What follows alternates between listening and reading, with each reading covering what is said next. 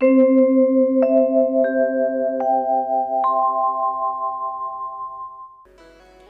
देखिए, रामचरितमानस का एक उदाहरण मैं आपको बताती हूँ। जब अब हम अपने परिवार की चर्चा पर आ ही गए हैं कि हमको कैसे जीवन जीना है, तो बहुत अच्छी बात मैं आपको बताती हूँ। कैकेयी मैया, उनके जीवन दर्शन को आप सभी जानते हो। क्या क्या हुआ राम कथा में आप सभी जानती हो। लेकिन एक बात को समझना, आप सभी लोग कहते हैं, तुलसीदास जी भी बार बार ये कहते हैं कि राम जी सबसे ज्यादा ध्यान अपनी माता कैकेयी जी का रखते थे। स्वयं कैकेयी जी भी इस बात को कहती थी कि राम सबसे ज्यादा प्रेम सब माताओं में मुझसे ही करते हैं, मेरा ही सबसे ज्यादा ध्यान रखते हैं। तो राम जी को कैकेयी मैया से बड़ा प्रेम है, इसलिए तो राम जी ध्यान रखते हैं, ये बात तो सच है। लेकिन एक और कारण है, राम जी का कैकेयी मैया के प्रति बड़ा प्रेम है, ये कारण तो है ही। वो अपनी माता से भी बढ़ के कैकेयी मैया को प्रेम करते हैं। लेकिन जो इतना ध्यान रखते हैं राम जी कैकेयी मैया का, उसका एक कारण ये भी है कि अपनी माता कौशल्या और सुमित्रा जी की ओर से राम जी निश्चिंत हैं, लेकिन कैकेयी मैया की ओर से राम जी को डर लगता रहता है, क्योंकि कौशल्या मैया और सुमित्रा मैया के पास मंथरा नहीं है ना, और कैकेयी मैया के पास तो मंथरा है। तो ज्यादा ध्यान रखते हैं राम जी इसलिए क्योंकि इधर से निश्चिंत हैं, लेकिन इधर से थोड़े डरे हुए रहते हैं कि इनके पास जो मंथरा है ना, वो मौका पाएगी और कुछ ना कुछ गड़बड़ करेगी। तो संगति, आप कौशल्या जैसी बनना चाहती हो, आप अपने पुत्र को राम बनाना चाहती हैं, और निंदा स्तुति करने वाली मंथराओं की बात को सुनेंगी तो कैसे चलेगा काम। कोई इसकी बुराई करे, कोई इसकी बुराई करे, कोई ये करे, कोई वो करे। आचरण आप वैसा अपना रही हो, मंथराओं की बात को सुन रही हो, चाहती हो कि हमारे घर परिवार में सुख शांति बनी रहे, कैसे बनी रहेगी। संगति आपकी मंथरा की है तो अयोध्या में राम वनवास तो होना ही है ना। और मंथरा देखिए, जो कैकेयी जी के पिता थे ना, कैकेय नरेश अश्वपति, वो बड़े होशियार आदमी थे। वो जानते थे कि मेरी बेटी बहुत भोली भाली है, वो जाएगी अयोध्या में तो वो रम जाएगी और अपने अधिकारों की कभी कोई बात ही नहीं करेगी। और ये बात सच है कि कैकेयी मैया ने खुद से कभी अपने अधिकार को नहीं मांगा, देने पर भी नहीं मांगा, लेकिन वो जानते थे कि मेरी बेटी कभी अपने अधिकारों को नहीं मांगेगी, लेकिन कोई तो ऐसा होना चाहिए जो अयोध्या में मेरी बेटी के अधिकारों की रक्षा करे। और इसके लिए उन्होंने दशरथ जी को कैकेयी जी तो दी ही, लेकिन कैकेयी जी के साथ साथ इस मंथरा को भेज दिया कि ये कुबड़ी तो है, दासी तो है, पर बड़ी चतुर है, ये मेरी बेटी के अधिकारों की रक्षा करेगी। कई बार लोग कैकेयी जी पर हंसते थे कि यही दासी मिली थी लाने के लिए, और कोई नहीं मिली। पर वो कैकेय नरेश बड़े होशियार थे कि कितना भी हंसे, लेकिन ये बड़ी चतुर है। और देखिए तो सही कि जो काम कन्यादान से नहीं हुआ अयोध्या में, जो काम अश्वपति महाराज कन्यादान दे के नहीं कर पाए, वो काम उन्होंने मंथरा दान दे के पूरा कर दिया।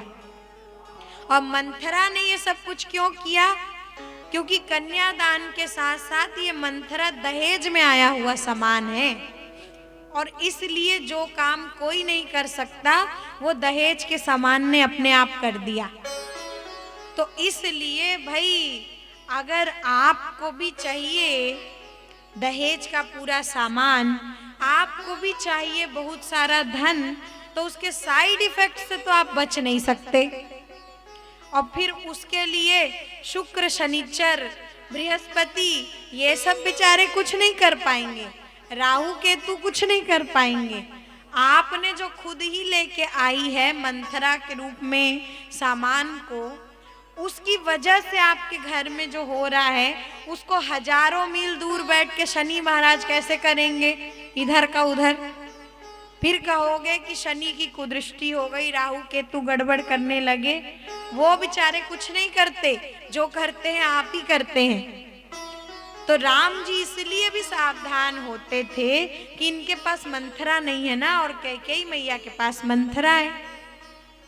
और एक कारण और है बड़ा महत्वपूर्ण, उस बात को आप समझ लीजिए और बाकी बस देखिए कि कितना अच्छा वातावरण घर परिवार का हो जाता है। राम जी कैकेयी मैया का इसलिए भी बहुत ध्यान रखते थे क्योंकि राम जी कैकेयी मैया के स्वभाव से बहुत अच्छी तरीके से परिचित हैं। तुलसीदास जी लिखे ही हैं कि नीति प्रीति परमारथ स्वार्थ को न राम सन जान जथारथ। राम जी सबके स्वभाव को जानते हैं, उसी अनुसार वो नीति और राजनीति और उसी अनुसार वो भक्ति और प्रेम देते हैं। तो कैकेयी मैया का एक स्वभाव जो राम जी ने नोटिस किया वो ये है कि कैकेयी मैया जो भी काम करती है ना, उसके बदले में हरदम उनको अपने हर काम का बदले में सम्मान पाने की बड़ी भूख होती थी। हर बार लोग मेरा सम्मान करें, लोग मेरे को अच्छा बोलें, लोग मेरे को आदर दें, लोग मेरे काम का क्रेडिट मेरे को दें, ये स्वभाव कैकेयी मैया का था ही। और इस बात को राम जी बहुत अच्छे तरीके से समझते थे कि ये जो भी कार्य करती हैं वो काम करने के लिए काम नहीं करती, बदले में सम्मान पाने के लिए काम करती हैं। सब कोई इनको आदर दे, हर कोई इनको पूछे, इसलिए कैकेयी मैया काम कर रही हैं। जो वो ये सब लोगों को इतना प्रेम देती हैं, सब लोगों को कैकेयी मैया बड़े अच्छे से रख रही हैं, तो इसका कारण ये है कि वो चाहती हैं कि बदले में हर कोई उनको सम्मान दे, और ना केवल सम्मान दे बल्कि बात बात पर दुनिया के आगे वो सम्मान प्रकट भी हो, लोग उनको ओपनली क्रेडिट दें, सब कोई उनका सब लोगों के आगे सम्मान करें। और एक बात बताइए कि यहाँ पर ऐसा स्वभाव बड़े ध्यान से समझना कि जो कैकेयी जी का है, क्या वो स्वभाव केवल कैकेयी मैया का है? कहीं ना कहीं घर परिवार में झगड़े की वजह क्या चीज बनती है? आप अब इस प्रश्न पर विचार करो। घर परिवार में झगड़े की वजह बनती क्या है? कहीं ना कहीं यही स्वभाव जो हम और आप अपनाते हैं कि जो कुछ भी करें बदले में हर कोई हर समय हमको सम्मान दे, हमारे अहंकार की तुष्टि हो, यही भावना घर में झगड़े का कारण नहीं है क्या? आप बताइए, इस बात को विचार करिए। माताएं बड़े ध्यान से सुन रही हैं। तो कथा में तो कितने समय पहले बता दिया गया, और आज भी उसी बात को समझने की जरूरत है कि कैकेयी मैया सबको प्रेम देती हैं, सबका बड़ा ध्यान रखती हैं, इसलिए कि बदले में उनको बाद में वो व्यक्ति सम्मान दे। तो उनका काम, उनका फोकस कहाँ है? लोगों को, परिवार को ध्यान से प्रेम से रखने में उनका फोकस नहीं है, बदले में ये व्यक्ति ऐसा करे इस बात पर उनका फोकस रहता है। इसीलिए तो जब क्या हुआ कि कैकेयी मैया के स्वभाव को केवल 2 लोग समझ पाए और कोई नहीं समझा, तीसरा व्यक्ति एक समझा जो बाद में। 2 लोग समझते थे कैकेयी मैया के स्वभाव को, ध्यान से समझना। एक तो राम जी समझते थे और दूसरी ये मंथरा समझती थी, और कोई नहीं। यहाँ तक कि दशरथ जी भी उनके स्वभाव को नहीं समझ पाए। वो तो यही समझते थे बेचारे कि कैकेयी सब रानियों में मेरा सबसे ज्यादा ध्यान रखती हैं।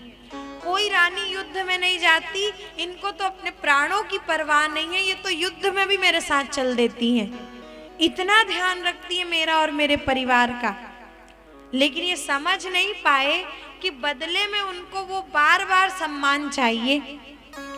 इस बात को राम जी समझे या कि मंथरा समझी, और बाद में उनके अहंकार को ही मंथरा ने इसी भावना को ऐसे बढ़ाया कि बस उसने बार बार यही समझाया कैकेयी जी को कि अगर राम जी राजा बन जाते हैं तो तुमसे ये महल नहीं छूटेगा, ये धन नहीं छूटेगा, संपत्ति नहीं छूटेगी, लेकिन राजमाता होने का एक जो सम्मान है, जो एक गौरव है, वो कौशल्या जी को ही तुम्हारे सामने मिलेगा और तुम बस खड़ी खड़ी देखती रह जाओगी।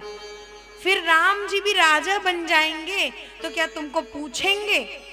सीता महारानी बनेगी तो क्या तेरे को पूछने आएगी? वो लोग फिर राजमाता की बात, उनकी आज्ञा ली जाएगी हर बात में, उनको पूछा जाएगा। तुम्हारे और तुम्हारे बेटे को तो कोई पूछेगा भी नहीं, एक बस शो पीस की तरह तुम लोग महल में रह जाओगे।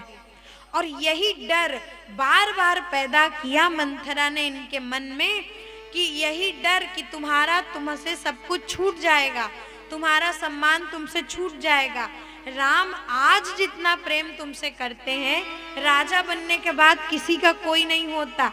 और यही बोल बोल के बार बार कान भरे, और ये डर बैठ गया कैकेयी जी के मन में कि अगर वाकई में मुझसे मेरा सम्मान जो छिन गया, तब अगर वास्तव में राम ने मुझे सम्मान देना बंद कर दिया, तो ये लोग राजा रानी राजमाता बन जाने के बाद मुझसे कुछ नहीं पूछेंगे तब।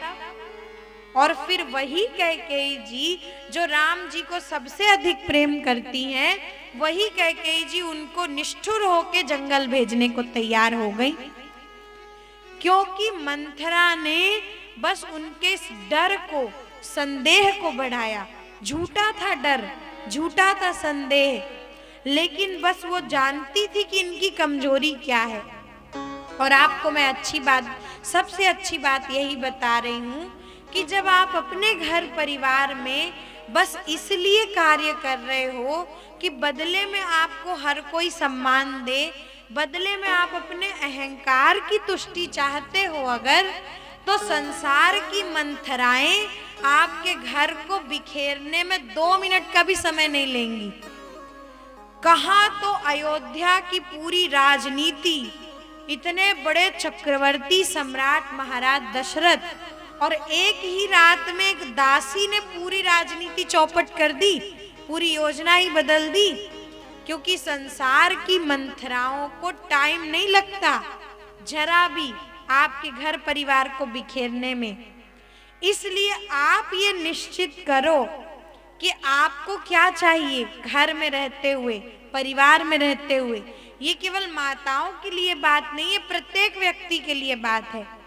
आप अपने आप में मन में इस प्रश्न को विचार करिए और इसको बार बार सोचिए कि आपको क्या चाहिए घर में, अपने घर परिवार की सुख शांति, सब लोगों की प्रसन्नता, या फिर आपको ये चाहिए कि मैं सही हूं, इस बात को सब लोग माने। क्या चाहिए आपको? आप अपने आप को सही सिद्ध करना चाहते हो, ये चीज आपको चाहिए, कि आपको अपने घर की प्रसन्नता चाहिए? आज एक बात आप मुझे बता ही दो, बता दो, बताइए ना। घर की प्रसन्नता चाहिए ना, और उसके लिए अगर आप हर बार मैं सही हूं, मैं जो कहूं वो होना चाहिए, अगर ऐसा नहीं भी हो रहा है फिर भी आपका परिवार प्रसन्न है, तो आप जबरदस्ती क्यों मैं सही हूं, मेरी बात मानी जानी चाहिए, इसमें क्यों अटके पड़े हो? नहीं भी मानी जा रही है अगर, फिर भी अगर उस वजह से आपके घर की सुख शांति बचती है, तो मैं सही हूं, मैं सही हूं, मैं सही हूं बोल बोल के क्या मिल जाएगा? आखिर में आप सही हो फिर भी आप दुखी हो। तो क्या मतलब हुआ आपके सही होने का? अगर गलत होने से ही सुखी रहते तो वही चीज सही, और मैं सही हूं, मैं सही हूं, और मेरे ही जीवन के दुख का अंत नहीं हो रहा है। मैं करती तो सब कुछ बहुत अच्छा हूं, मैं सबका ध्यान रखती हूँ, मैं सबके लिए सोचती हूँ, मैं सब काम सही करती हूँ, फिर भी मेरे को ही कष्ट क्यों मिलता है? इसलिए कि आप सही तो हो, लेकिन आप बार बार अपने आप को सही सिद्ध करने के चक्कर में उलझे हुए हो। अगर आप सही हो तो आपके सही होने का परिणाम घर की सुख शांति के रूप में आना चाहिए ना कि आपके दुखी होने के रूप में आना चाहिए। इसलिए एक चीज तो तय कर लीजिए कि आपको क्या चाहिए। कैकेयी जी ने ये चीज तय कर ली थी कि उनको उनका सम्मान प्रिय है, इसलिए संसार की मंथराओं ने उनकी बुद्धि को बदल दिया। कैकेयी जी मैं सही हूं इस बात में अड़ी रह गई, इसलिए उनके घर में दुख आया, उनकी वजह से दुख आया। इसलिए आप तय कर लीजिए कि आपको क्या चाहिए।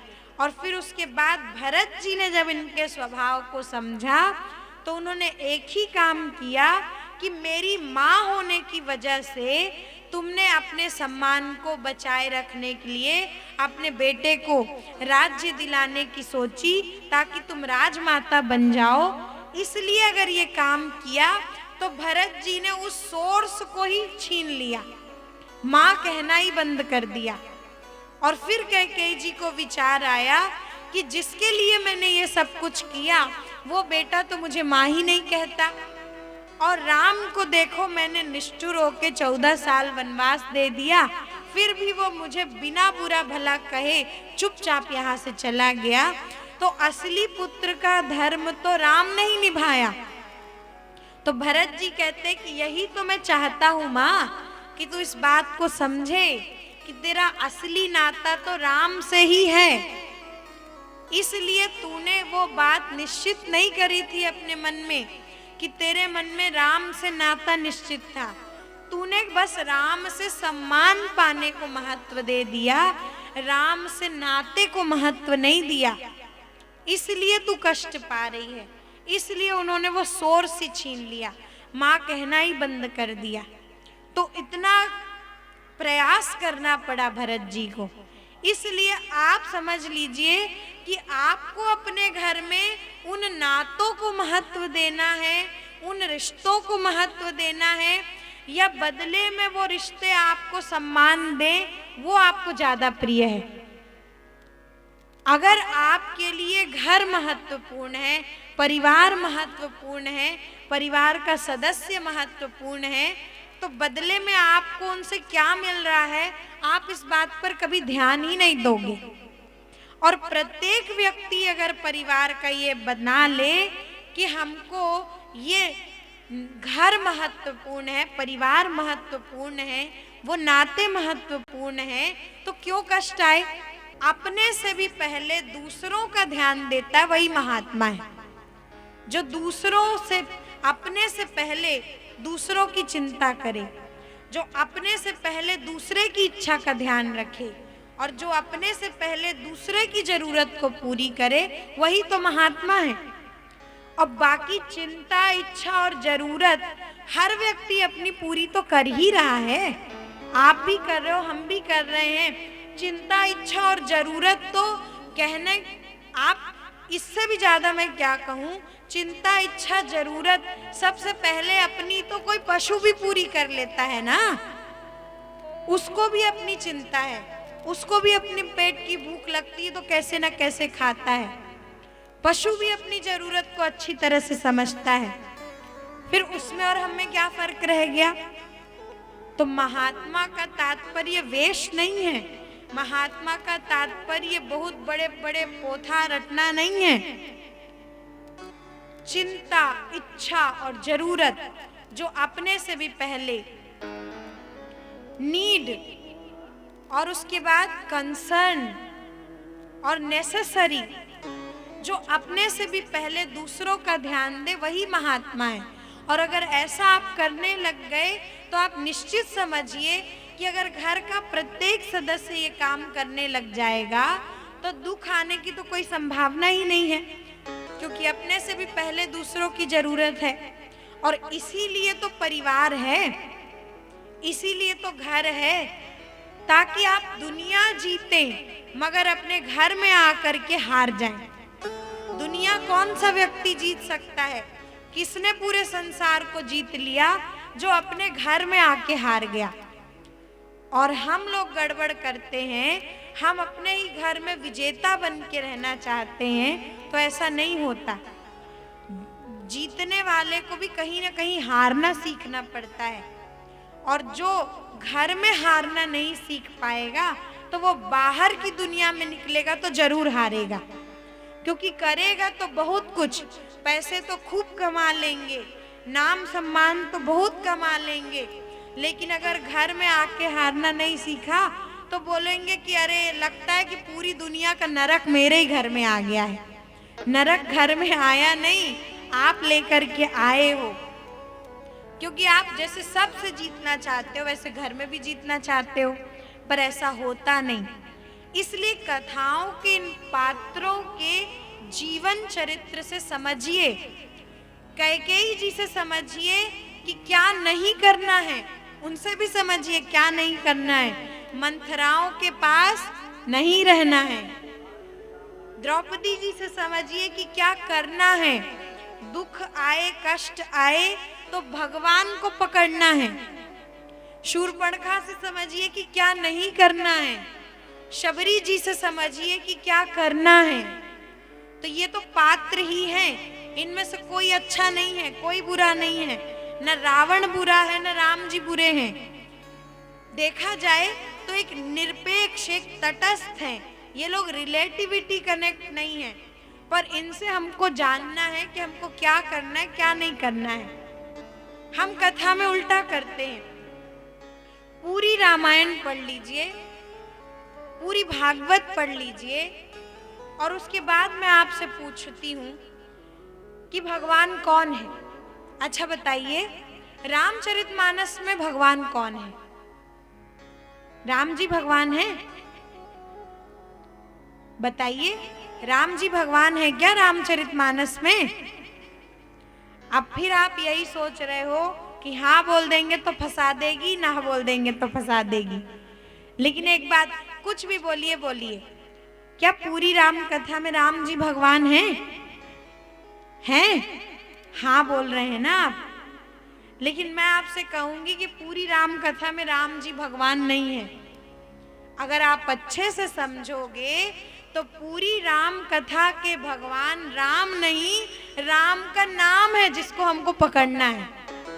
पूरी राम कथा के भगवान राम जी नहीं है, राम का नाम है। आखिर करना क्या है कथा सुनने के बाद? राम के नाम को पकड़ना है ना। तो भगवान कौन है? राम का नाम भगवान है ना। तुलसीदास जी तो कह ही गए कि जो काम खुद भगवान नहीं कर सकते, जो काम राम नहीं कर सकते, वो काम राम जी का नाम करता है। तो आप वो सुनते हैं तब लगता है कि राम जी भगवान है, लेकिन जब आप समझोगे कि हमको क्या करना है राम कथा सुनने के बाद, तो आपको लगेगा कि भगवान का जो नाम भगवान है उन नाम को पकड़ना है। पूरी भागवत के भगवान कृष्ण का नाम है, उसको पकड़ना है। और जब ये समझ में बात आ गई तो सुनना सार्थक हो गया। जब सुनने के बाद ये समझ में आ गया कि कैसे रहना है और क्या करना है, तो सुनना सफल हो गया। और बस केवल यही सुनना है कि इन्होंने क्या किया, इन्होंने क्या किया, तो सुन लिए, बस बात खत्म। एक तरफ से सुने, दूसरे तरफ से निकाल दिए, बस जैसा जो करते आ रहे हैं, जो मिलता चला आ रहा है वही करिए। लेकिन जब समझ गए तो आपको समझ में आ जाएगा कि इन पात्रों से सीखिए और समझिए कि कब क्या करना है, कब क्या नहीं करना है। आपके लिए महत्वपूर्ण क्या चीज है? सबकी प्रसन्नता, अपनी प्रसन्नता या अपना अहंकार? और जब आपने ये निश्चित कर लिया कि आपको आपकी प्रसन्नता महत्वपूर्ण है, अहंकार नहीं, तो देखिए फिर आपके घर में कोई कष्ट हो ही नहीं सकता। बिल्कुल पक्की बात है। क्योंकि आप ही निर्माण करते हैं। इसलिए जब हम सीखने के रास्ते में आगे बढ़ गए हैं, और मुझे पक्का भरोसा है कि आप सभी श्रोता लोग जो बैठे हैं वो कोई ऑर्डिनरी श्रोता नहीं है जो सुन के चले जाएंगे। आप निश्चित रूप से अपने घर में जा कर के इसको अपनाएंगे। आप यहाँ से जाने के बाद समझेंगे और निश्चित रूप से अपनाएंगे। अपनाएंगे ना? अब इसको तो जोर से बोल दीजिए हाँ, कि ये नहीं कि आपको बैठाया है ऊपर तो आप ही बोलो, आप ही सब कुछ करो, आप ही समझाओ और आप ही अपने घर में समझते रहना, हमारा पीछा छोड़ो। ऐसी तो बात नहीं है ना। तो जोर से तो बोलिए, अपनाएंगे ना अपने घर में जाके। तो अपने जीवन को कैसा बनाना है ये आप अपनाना, और राम नाम को पकड़ना है। इसके लिए प्रत्येक घर घर में राम नाम संकीर्तन हो, प्रतिदिन हो, चाहे 10 मिनट 5 मिनट ही हो, चाहे पूरा काम करने के बाद केवल सोते समय ही 10 मिनट का समय, सोने से पहले घर के सब लोग बैठ के करें। जो घर में नहीं है वो बात दूसरी है, लेकिन जितने लोग घर में हैं वो लोग संकीर्तन करें, राम को पकड़ें, राम कथा को पकड़ें, तो देखिए कितना सुंदर घर परिवार बनता है।